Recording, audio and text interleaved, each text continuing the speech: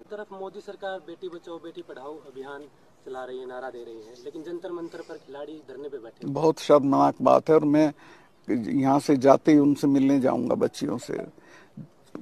कितनी मेहनत करके, कितनी बुरी स्थितियों में वो देश के लिए गोल्ड मेडल लाती हैं।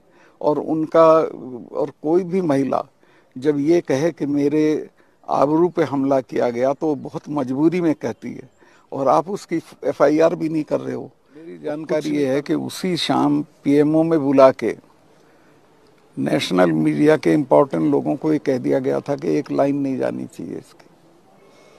और 8 दिन से अतीक चल रहा है, ये नहीं चल रहा। वो तो सोशल मीडिया है, वो उठाए हुए। और अभी जो आपने इंटरव्यू दिया था दबाया करण थप्पड़ सीनियर जर्नलिस्ट को, उसके बाद ही आपको सीबीआई का समन आया है? ये पहले भी एक बार आ चुका, मैं इसको कनेक्ट नहीं करता हूँ। बट ये है कि इनका एटीट्यूड ये है कि किसी तरह डराओ, धमकाओ, मारो, वो हम पे असर नहीं करने वाला। हमारे साथ इतने लोग हैं देहात के कि हम जब चाहेंगे इसको यहाँ खुरबूज कर दें। इस वक्त देश और ख़ास तौर से किसान कौमें बहुत कठिनाई से गुजर रही हैं। अगर दिल्ली में बैठे हुए लोगों का बस चला तो वो सबसे पहले तो खेती को ख़त्म कर देगी, ताकि आप खेती छोड़ के शहरों में भाग लो मजदूरी के लिए, और उसके बाद फौज को ख़त्म कर देगी। एक तरह से किसान कौमों को बर्बाद करने का नक्शा पास हुआ है। इस पे लड़ना पड़ेगा, और जो लोग लड़ेंगे वो बचेंगे।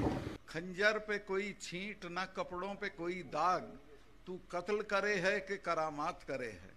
ये सरकार भी उसी तरह से किसानों का कत्ल कर रही है। उसे ये पता भी नहीं चलता कि उसके साथ क्या हो रहा है। और मैं आपको आश्वस्त करता हूं, इस बार अगर आपने एकता दिखाई, जात पात को छोड़ के इकट्ठा रहे, तो दिल्ली में इनको कोई बचा नहीं सकता है। मैंने सारी पार्टियों के लोगों से बात की है, सब इस बात पे राजी हो गए हैं, एक उम्मीदवार के मुकाबले एक उम्मीदवार खड़ा करेंगे। अगर ऐसा हो गया तो ये दिल्ली में बचेंगे नहीं, और अगर ये बच गए तो एक बात समझ लो, फिर आप नहीं बचेंगे। ये आखिरी मौका है हम लोगों के लिए कि हम अपने पेशे को, अपनी जमीनों को, अपने बच्चों को बचाएं। सिर्फ इतना कहना चाहता हूं कि देश बहुत गलत आदमी के हाथ में है। पुलवामा में जो अटैक हुआ हमारे सिपाहियों पे, अटैक की और एक गाड़ी में मार दी, और हमारे 40 जवान शहीद हो गए। ये कहीं अपनी शूटिंग करा रहे थे उसमें नेशनल कॉर्बेट पार्क में, यूपी में है वो, दिए और वो सड़क के रास्ते चल दिए। उस सड़क के रास्ते में मैं गया जिस दिन ये दुर्घटना हुई, उसके बाद उसमें 10 किलोमीटर के एरिया में करीब 10 जगह सड़क आके मिलती है। उस पे एक जिप्सी नहीं खड़ी थी किसी को रोकने के लिए, कोई भी आ सकता था। तो वो आया, भरी हुई गाड़ी थी विस्फोटक की, और एक गाड़ी में मार दी, और हमारे 40 जवान शहीद हो गए। ये कहीं अपनी शूटिंग करा रहे थे उसमें नेशनल कॉर्बेट पार्क में, यूपी में है वो, तो वहाँ टेलीफोन की सुविधा नहीं होती है। तो इन्होंने बाहर आके मुझे एक ढाबे से फ़ोन किया और पूछा कि सतपाल भाई क्या हुआ। मैंने इनको बताया कि साहब ऐसे ऐसे हो गया, इतना हमारा नुकसान हो गया है, और ये हमारी गलती की वजह से हुआ है। अगर हम जहाज़ दे देते तो ये हमारे बच्चे नहीं मरते। तो इन्होंने मुझे कहा कि नहीं नहीं, अभी इस पे चुप रहो, इस पे अभी चुप रहो। जो नेशनल सिक्योरिटी एडवाइज़र है, जिसका नाम आपने सुना होगा, अजीत डोभाल, वो मेरा क्लास फेलो रहा, कानून की क्लास में हम साथ पढ़ते थे।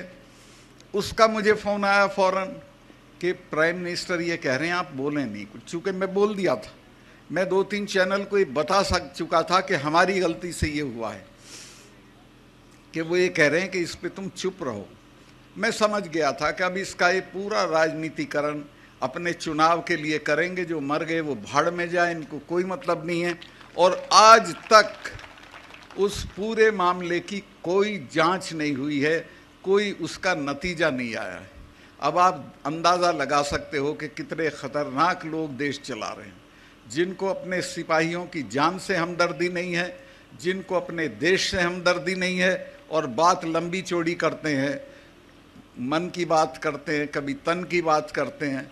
तो मैं आपसे ये कहना चाहता हूँ कि बहुत हो गया, अब संभल जाओ, और अब नहीं संभलोगे तो हमारी तो अब उम्र लंबी हो गई, चले जाएंगे, लेकिन आपकी पीढ़ियां याद करेंगी कि कभी आपने गलती की थी और एक ऐसी सरकार को बने रहने दिया था जिसने आपका सब बर्बाद कर दिया, खेती भी, फौज भी, नौकरी बन के। जो मैंने बताया था कि कहीं 150 करोड़ रुपए की रिश्वत ली जा रही थी, उसकी जांच करने आ रही है, उस सिलसिले में मुझसे बात करेगी।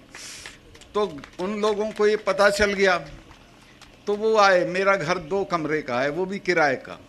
तो मैंने उनको एक पार्क में उनका खाना बनवाना शुरू कर दिया। तो प्रधानमंत्री के यहाँ से आदेश हुआ और पुलिस आ गई, और पुलिस ने कहा कि साहब यहाँ खाना नहीं बनेगा, ये पब्लिक प्लेस है, डीडीए की ज़मीन है।